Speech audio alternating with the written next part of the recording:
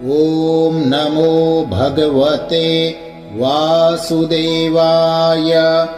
कुमारा ऊचुः अथ ते सम्प्रवक्ष्यामः सप्ताह श्रवणे विधिं सहायैर्वसुभिश्चैव प्रायः साध्यो विधि स्मृतः। दैवज्ञं तु समाहूय मुहूर्तं पृच्छ यत्नतः। विवाहे यादृशं वित्तं तादृशं परिकल्पयेत्। नभस्य आश्विनोर्जौ च मार्गशीर्षा शुचिर्नभा। एते मासाः कथारम्भे श्रोतॄणां मोक्षसूचकाः।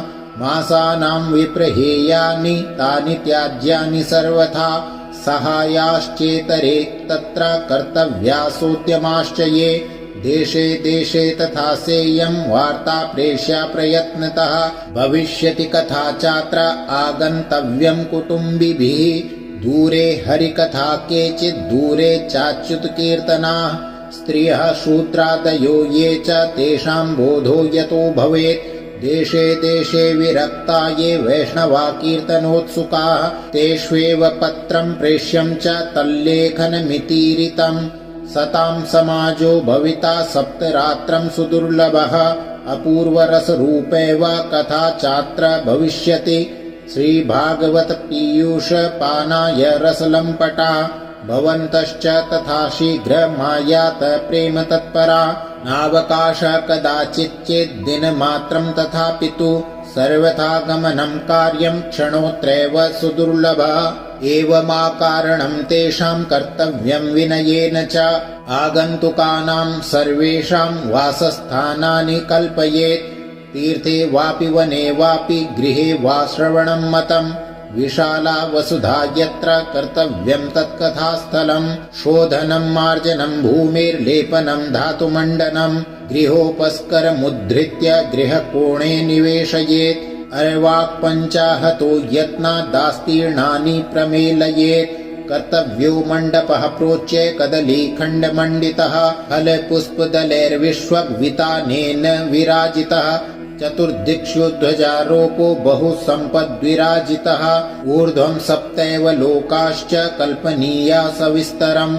तेषु विप्रा विरक्ताश्च स्थापनीया प्रबोध्य च। पूर्वं तेषामासनानि कर्तव्यानि यथोत्तरम्। वक्तुश्चापि तदा दिव्यमासनं परिकल्पयेत्। उदङ्मुखो भवेद्वक्ता श्रोता वेत् प्राङ्मुखस्तदा। प्राङ्मुखश्चेत् भवेद्वक्ता श्रोता चोदङ्मुखस्तदा। अथवा पूर्वदिग्गेया पूज्य पूजक मध्यतः। श्रोत्रीणामागमे प्रोक्ता देशकालादिको विदे। विरक्तो वैष्णवो विप्रो वेदशास्त्रविशुद्धिकृत्। दृष्टान्तकुशलो धीरो वक्ता कार्योति निःस्पृहः। अनेक धर्म विभ्रान्ताः स्त्रैणाः पाखण्डवादिनः। शुकशास्त्रकथोच्चारे त्याज्यास्ते यदि पंडिता। वक्तुः पार्श्वे सहायार्थ मन्यः स्थाप्यस्तथाविधः। पंडितः संशयच्छेता लोकबोधन तत्परा। वक्त्राक्षौरं प्रकर्तव्यं दिनादर्वाग्व्रताप्तये। अरुणोदये निर्वर्त्य शौचं स्नानं समाचरेत्। नित्यं संक्षेपतः कृत्वा सन्ध्याद्यं स्वं प्रयत्नतः। कथा विघ्नविघाताय गणनाथं प्रपूजयेत्। पितॄन् सन्तर्प्य शुद्ध्यर्थं प्रायश्चित्तं समाचरेत्। मण्डलं च प्रकर्तव्यं तत्र स्थाप्यो हरिस्तथा। कृष्णमुद्दिश्य मन्त्रेण चरेत् पूजाविधिं क्रमात्। प्रदक्षिण नमस्कारान् पूजान्ते स्तुतिमाचरेत्। संसारसागरे मग्नं दीनं मां करुणानिधे। कर्म मोहगृहीताङ्गं मामुद्धर भवार्णवात्। श्रीमद्भागवतस्यापि ततः पूजा प्रयत्नतः। कर्तव्या विधिना प्रीत्या धूपदीप समन्विता। ततस्तु श्रीफलं धृत्वा नमस्कारं समाचरेत्। स्तुतिः प्रसन्नचित्तेन कर्तव्या केवलं तदा। श्रीमद्भागवताख्योऽयं प्रत्यक्षः कृष्ण एव हि। स्वीकृतोऽसि मया नाथ मुक्त्यर्थं भवसागरे। मनोरथो मदीयोऽयं सफलः सर्वथा त्वया। निर्विघ्नेनैव कर्तव्यो दासोऽहं तव केशव। एवं दीनवचः प्रोच्य वक्तारं चात पूजयेत्। सम्भूष्य वस्त्रभूषाभिः पूजान्ते तं च संस्तवेत्। शुकरूप प्रबोधज्ञ सर्वशास्त्र विशारद। एतत्कथा प्रकाशेन मदज्ञानं विनाशय तदग्रे नियमः पश्चात् कर्तव्यः श्रेयसे मुदा सप्तरात्रं यथाशक्त्या धारणीयः स एव हि वर्णं पञ्चविप्राणां कथाभङ्गनिवृत्तये कर्तव्यं तैर्हरेर्जाप्यं द्वादशाक्षरविद्यया ब्राह्मणान् वैष्णवाश्चान्यास्तथा कीर्तनकारिणः नत्वा सम्पूज्य दत्ताज्ञः स्वयमासनमाविशेत् लोकवित्तधनागार पुत्रचिन्तां युधस्य च कथाचित्तः शुद्धमतिः स लभेत् फलमुत्तमम् आसूर्योदयमारभ्य सार्धत्रिप्रहरान्तकम् वाचनीया कथा सम्यक् धीरकण्ठं सुधीमता कथा विरामः कर्तव्यो मध्याह्ने घटिकाद्वयम् तत्कथामनुकार्यं वै कीर्तनं वैष्णवेस्तदा मलमूत्रजयार्थं हि लघ्वाहारः सुखावः हविष्यान्नेन कर्तव्यो एकवारं कथार्थिना उपोष्य सप्तरात्रं वै शक्तिश्चेत् शृणुयात्तदा घृतपानं पयपानं कृत्वा वै शृणुयात् सुखम् फलाहारेण वा भाव्यमेकभुक्तेन वा पुनः सुखसाध्यं भवेद्यत्तु कर्तव्यं श्रवणाय तत् भोजनं तु वरं मन्ये कथा श्रवणकारकम् नोपवासो वरः प्रोक्तः कथा विघ्नकरो यदि सप्ताहव्रतीनां पुंसां नियमान् शृणु नारद विष्णुदीक्षाविहीनानां नाधिकारः कथाश्रवे ब्रह्मचर्यमदः सुप्तिः पत्रावल्यां च भोजनं कथा समाप्तो भुक्तिं च कुर्यान्नित्यं कथाव्रती द्विदलं मधुतैलं च गरिष्ठान्नं तथैव च भावदुष्टं पर्युषितं जह्या नित्यं कथाव्रती कामं क्रोधं मदं मानं मत्सरं लोभमेव च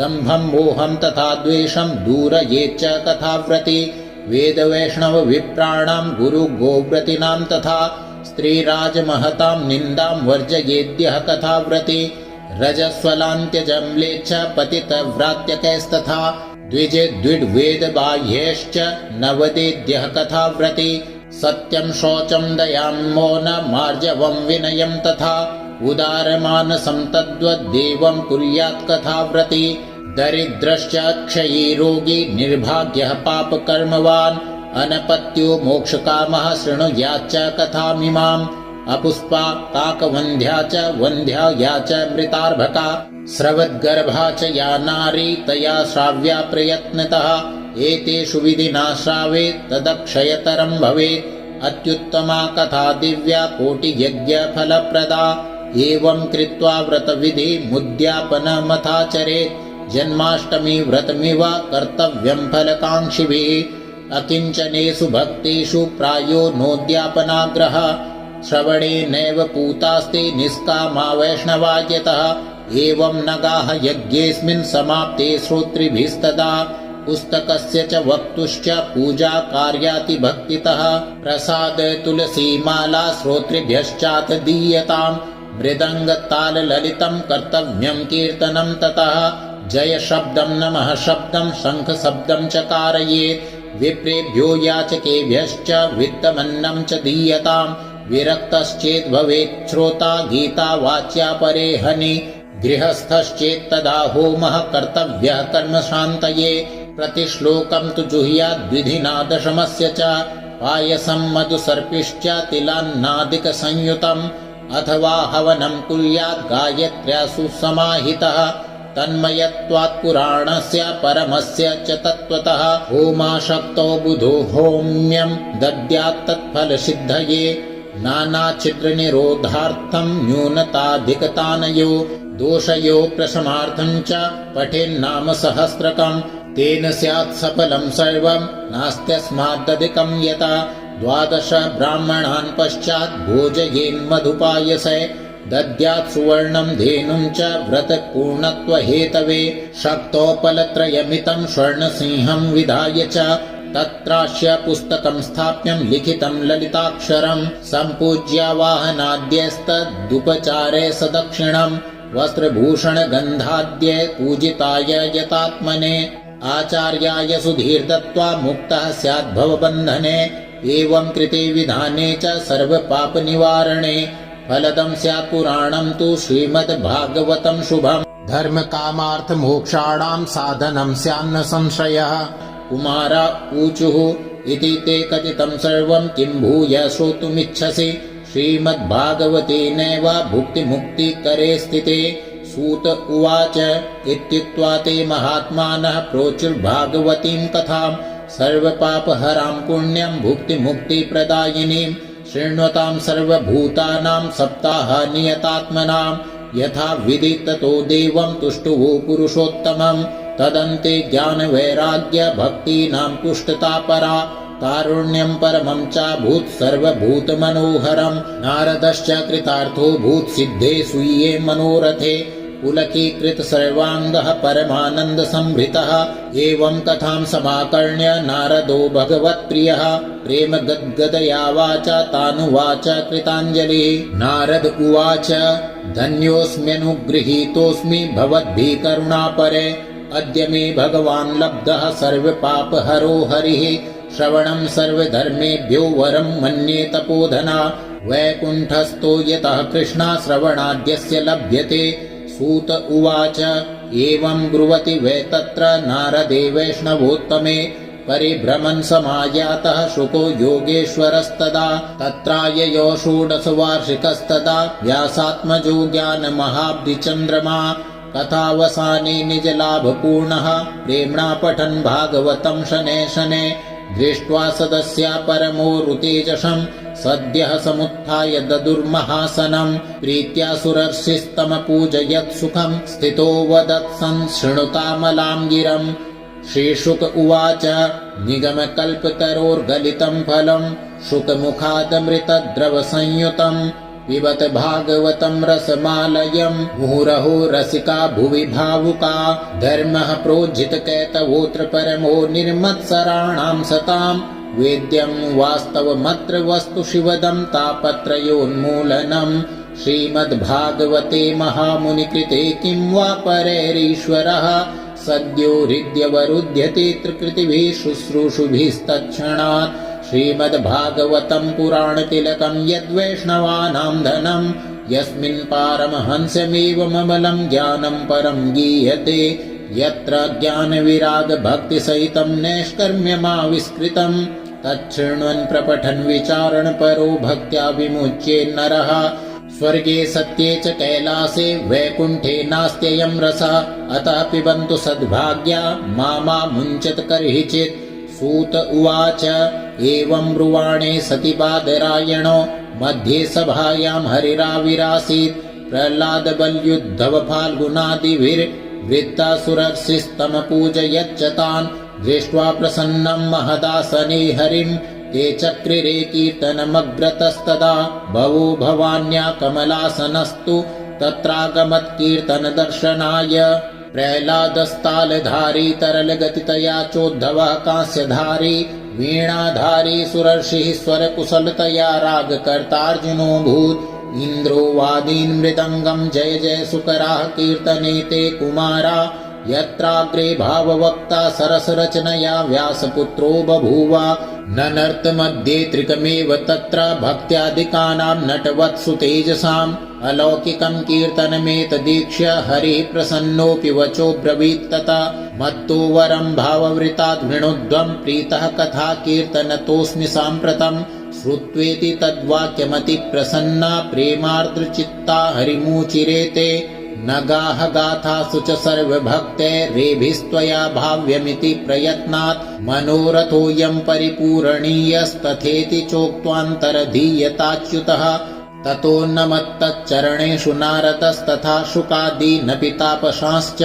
अथ प्रहिष्टा परिनष्टमोहा सर्वे ययुपीतकथामृतास्ते। भक्तिः सुताभ्यां सह रक्षिता सा शास्त्रे स्वकीयेऽपि तदा शुकेन। अतो हरिर्भागवतस्य सेवनात् चित्तं समायाति हि वैष्णवानां। दारिद्र्यदुःखज्वरदाहितानां मायापिशाची परिमर्दितानां।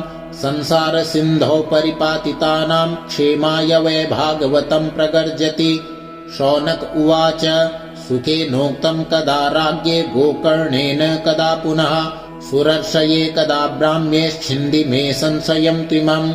सूत उवाच आकृष्णनिर्गमान् 30 वर्षाधिकगते कलो नवमीतो नभस्य च कथारम्भं शुकोऽकरोत् परीक्षितश्रवणान्ते च कलो वर्षशतद्वये शुद्धे शुचौ नवम्यां च धेनुजो कथयत् कथाम् तस्मादपि कलो प्राप्ते 30 वर्षगते सति ऊचुरूर्जेसिते पक्षे नवम्यां ब्रह्मणा श्रुता इत्येतत्ते समाख्यातं यत्पृष्टोऽहं त्वया नघ कलो भागवती वार्ता भवरोगविनाशिनी कृष्णप्रियं सकलकल्मषनाशनं च मुक्तेकहेतुमिह भक्तिविलासकारी सन्तः कथानकमिदं पिबतादरेण लोके हि तीर्थपरिशीलनसेवया किम् स्वपुरुषमपि वीक्ष्य पाशहस्तं वदति यमः किल तस्य कर्णमूले परिहर भगवत्कथा सुमत्तान् प्रभुरहमन्य नृणां न वैष्णवानाम्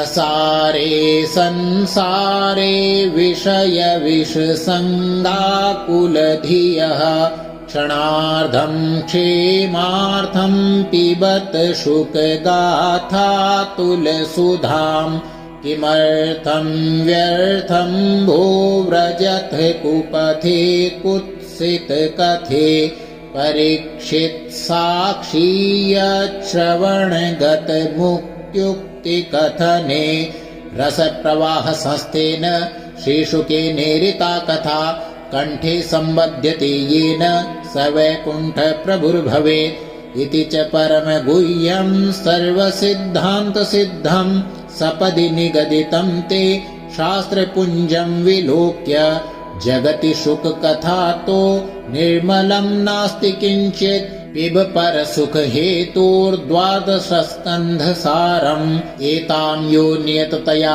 शृणोति भक्त्या यश्चैनां कथयति शुद्धवैष्णवाग्रे तो सम्यग् विधिकरणात् फलं लभेते याथार्थ्यान्न हि भुवने किमप्यसाध्यम्। ओम जय जय श्री पद्मपुराणे उत्तरखण्डे श्रीमद्भागवत माहात्म्ये श्रवण विधि कथनं नाम षष्ठोपारायणः। ओम नमो भगवते वासुदेवाय।